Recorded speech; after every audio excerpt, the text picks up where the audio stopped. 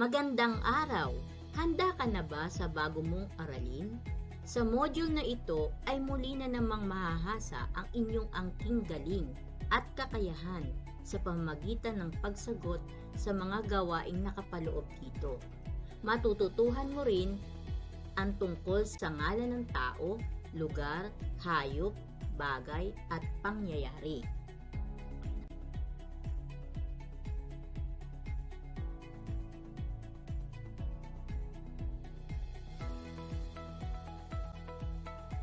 Handa ka na bang simulan ang bagong aralin? Huwag kang mag-alala kung hindi mo pa ito alam. Tiyak kong sa mga susunod na pagsubok ay kayang-kaya mo na ito. Sunding mabuti ang panuto. Isulat sa patlang ang titik ng tamang pangalan ng larawan. Tingnan ang larawan. A. Tsinelas. B. Lamesa. C. Cellphone. D. Baso. C. Cellphone. Tama. Pangalawang larawan. A. Pusa. B. Aso. C. Kabayo. D. Kambing. B. Magaling.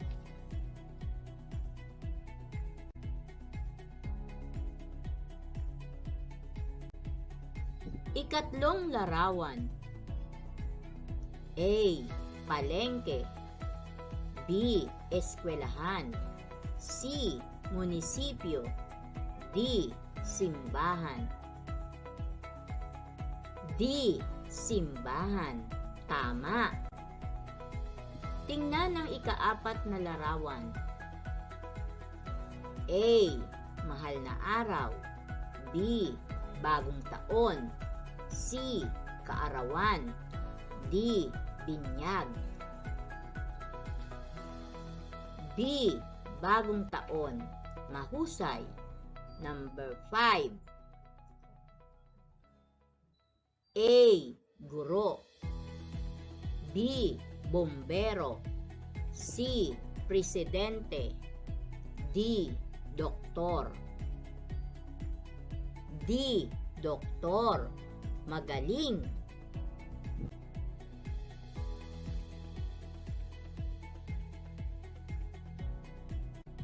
Natatandaan mo pa ba ang nakaraang aralin? Mabuti, bago tayo magpatuloy ay magbalik-aral muna tayo. Bilugan ang salitang may kambal katinig o cluster. Unang pangungusap. Pagkatapos kumain, naghugas ng plato si Maria. Plato, tama. Pangalawang pangungusap. Naligo sa ulan si Bruno. Bruno, ang tamang sagot. Pangatlong pangungusap. Mahilig kumain ng prutas si Maria. Prutas, magaling. Ikaapat, nagkaroon ng pagtatanghal ang mga mananayaw sa plaza. Plaza.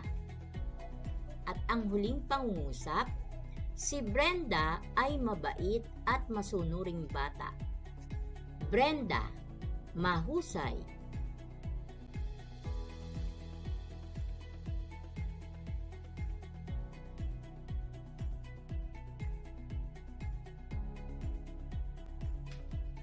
Tuklasin natin. Isulat sa patlang ang pangalang tumutukoy sa larawan at bilugan sa bawat bilang ang salitang tumutukoy sa pangalan nito. Tingnan ang larawan. Piliin sa loob ng kahon ang mga salitang inyong isasagot. Pari, kaarawan, baso, baboy, Boracay.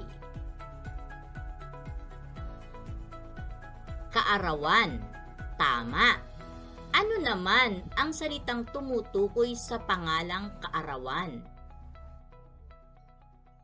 Tao. tao, bagay, lugar, hayop, pangyayari.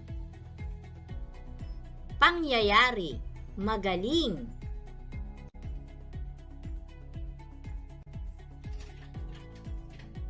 Tingnan ang pangalawang larawan. Ano ang pangalan ng nasa larawan? Piliin ang inyong sagot sa loob ng kahon. Baso, tama. Ano naman ang salitang tumutukoy sa pangalang baso? Tao, bagay, lugar, hayop, pangyayari. Bagay, magaling. Sa ating pangatlong larawan, ano ang pangalan ng nasa larawan? Baboy, magaling. Ano naman ang salitang tumutukoy sa pangalang baboy? O ano ang pangalang baboy? Tao, bagay, lugar, hayop, pangyayari. Hayop, magaling. Sa ating ika-4 na larawan, ano ang pangalan ng nasa larawan? Boracay. Ano naman ang salitang tumutukoy sa pangalang Boracay? Tao, bagay, lugar, hayop, pangyayari. Lugar, magaling. Ika-5 larawan. Tingnan, sino ang nasa larawan? Pari, magaling. Ano ang salitang tumutukoy sa pangalang pari? Tao, bagay, lugar, hayop, pangyayari. Tao, mahusay. Ngayon, naunawaan niyo na ba kung ano ang pangalan? Ang pangalan ay salita o ngalan na tumutukoy sa ngalan ng tao, bagay, hayop, lugar, at pangyayari. Mga halimbawa ng mga pangalang tao: pari, kuya, doktor, abi. Pangalan ng hayop: baboy, baka, kalapati. Pangalan ng bagay: baso, relo, damit. Pangalan ng mga pangyayari: kaarawan, Pasko, bagong taon. Pangalan ng mga lugar: Boracay, Taguig, simbahan. Tumingin sa inyong paligid at magbigay ng tig-3 halimbawa ng ngalan ng tao, bagay, hayop, lugar at pangyayari. Isulat ito sa nakikitang talahanayan sa ibaba. Gawin ito sa loob ng 5 minuto.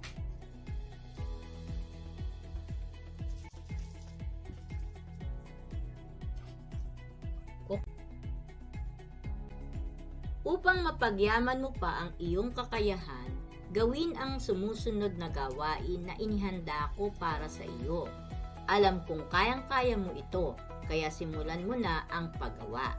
Gawain 1. Pangkatin ang mga nasa loob ng kahon ayon sa uri nito. Isulat ang iyong sagot sa talahanayan sa ibaba. Ito ang mga salitang nasa loob ng kahon: Taguig, bumbero, kambing; Florera, Pasko, doktor; Leon, ahas, palaruan; Pista, kaarawan, palengke, kwaderno, suklay, tiyanis.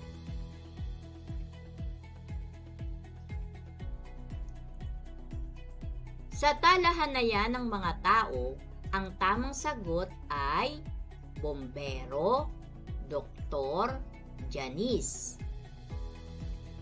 Bagay, florera, suklay, kwaderno. Hayop, leon, ahas, kambing.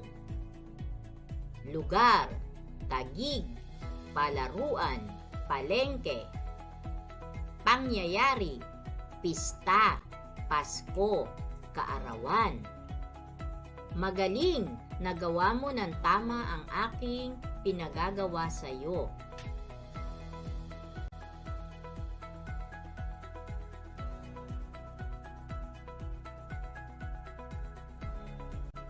Dumako tayo sa pangalawang gawain. Tukuyin ang mga salita kung ito ay ngalan ng tao, bagay, hayop, lugar o pangyayari. Isulat ang T kung tao, B kung bagay, H kung hayop, L kung lugar, at P kung pangyayari sa patlang ng bilang.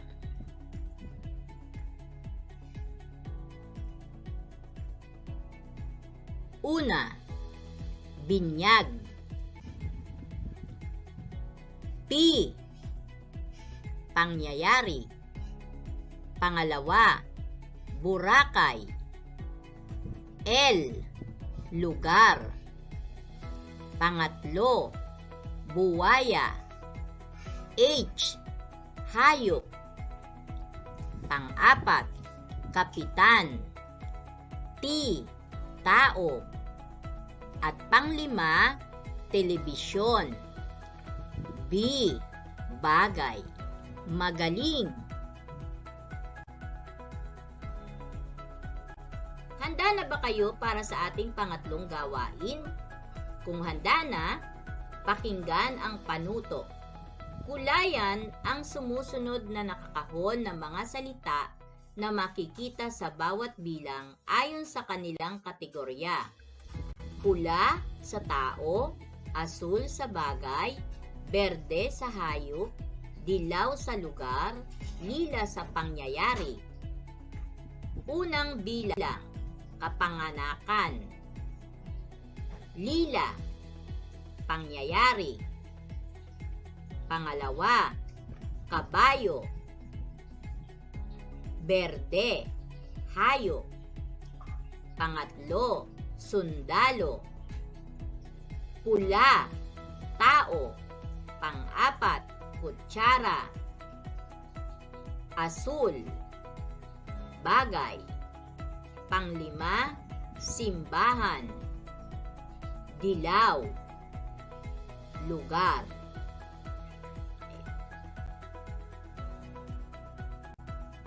Laging alalahanin ang mga konseptong ito. Huwag mong kalilimutan sapagkat ito ang magiging gabay mo sa mga mas malalalim na gawain. Ang pangalan ay tumutukoy sa ngalan ng tao, bagay, hayop, lugar, at pangyayari.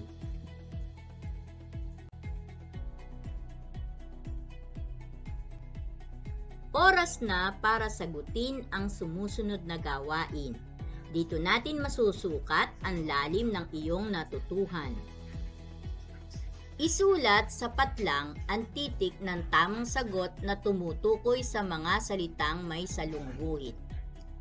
Una, ang aking pamilya ay nagtungo sa Cavite noong 1 linggo. Ang salitang may salungguhit ay Cavite. A, tao. B, bagay. C, hayop. D, lugar. D, ang tamang sagot. Pangalawang pangungusap. Naligo sa dagat ang pamilya Abila. Ang salitang may salungguhit ay dagat. A, tao, B. bagay, C. hayop, D. lugar. D. lugar. Tama. Pangatlong pangungusap. Si Rodrigo Duterte ang ating presidente. Ang salitang may salungguhit ay Rodrigo Duterte. A. tao, B. bagay, C. hayop, D. lugar. A. tao. Magaling. Ika-4, naglalaro ng trompo ang mga grupo ng kalalakihan. Ang salitang may salungguhit ay trompo. A. tao, B. bagay, C. hayop, D. lugar. B. bagay. Ika-5, inuulam sa aming bayan ang salagubang. Ang salitang may salungguhit ay salagubang. A. tao, B. bagay, C. hayop, D. lugar. C. hayop. Magaling.